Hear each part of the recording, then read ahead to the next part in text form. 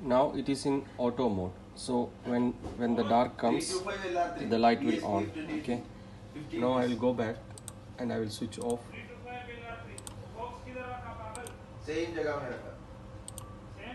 Light control, manual, then go back, then save.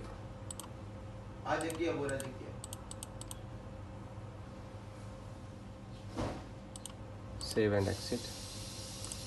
Now you see when I make it dark, the light will not off and you will find it's like black and white. See, the light will not come on.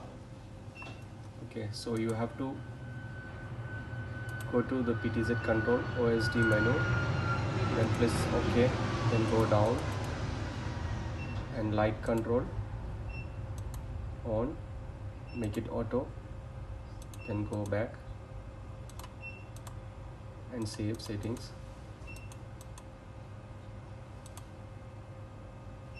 Exit.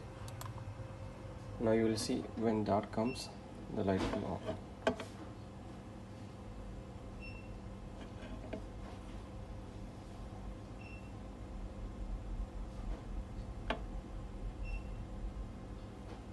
See?